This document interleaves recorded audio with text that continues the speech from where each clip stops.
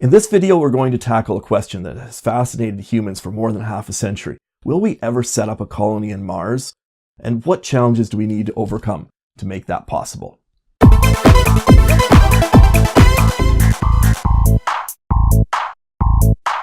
Hollywood's created numerous films about the idea of going to Mars, and authors have written countless books about the subject. But for some reason, even though we got to the moon in 1969, in the 50 years since then, we seem to be no closer to getting to Mars.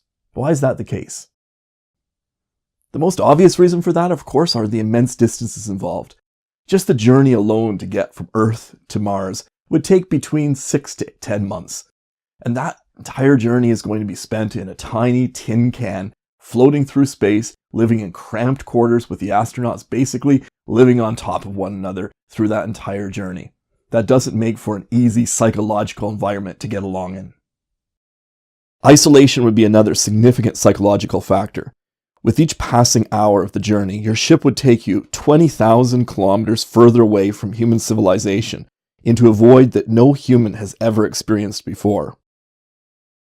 Then, of course, there are the physical challenges of trying to stay fit and active as you journey through this in this small ship traveling through space.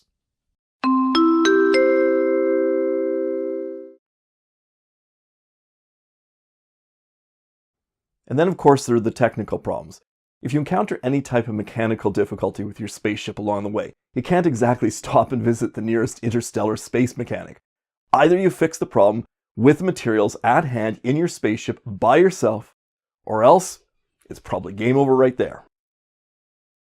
And all of that is just to get to Mars. Once you're actually there, you've got a whole new set of difficulties and challenges that you're going to face. To start off with, you have to build an entire living complex.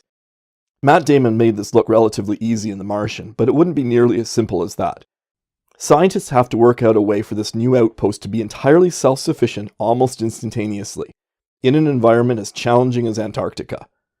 And outposts in Antarctica certainly are nowhere near being self-sufficient. You need to feed your new residents 2,000 calories a day. You need sufficient water, of course, even though water resources on Mars are questionable. You need to get rid of waste. You need fuel, and you can't just go out and gather firewood. None of these challenges are simple to overcome. And what happens when one of your astronauts changes their mind and says, "Hey, I've changed my mind. Maybe I'm not so cool with this Mars thing after all. I want to go home now." That might not be possible. And what do you do when one of the colonists becomes ill? Obviously, you'd send a mission with a lot of key medical supplies, but you can't possibly provide every type of medication for any condition that might emerge during the course of whatever length of time, however number of years, you expect the colonists to be self-sufficient on Mars. So even a fairly mild kind of condition that might be quite treatable on Earth might suddenly become very serious on Mars when the nearest drugstore or pharmacy is 55 million kilometers away. That's a problem that needs to be resolved. And we haven't even gotten to the really serious question: what happens if two of our new little Martian colonists decides that they've fallen in love on the red planet, because it's a pretty romantic place after all, right? And they want to start a family there. Oh, that's sweet. Do we even have a right to bring a life into the world when you don't even live on the world? Think of the isolation that that child would be born into. What are going to be the regulations about bringing a new child into that circumstance, into that environment? Do we have a right to tell the colonists they can't do that? That would be pretty serious as well. Either way, you've got a really significant conundrum that you have to deal with. And you have to answer that question before you even begin to establish a habitat, to establish a living situation on Mars. With all these factors in mind, it really comes down to this.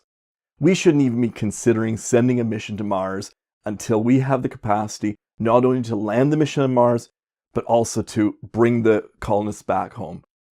It's irresponsible to say that it could be considered as a one-way trip with the people who sign up saying, "Yes, I volunteer to stay down there and to not come back." Some have suggested that might be a possible way to approach a Mars colony, a Mars mission. But it's our opinion that that's not a responsible way to approach coming to Mars.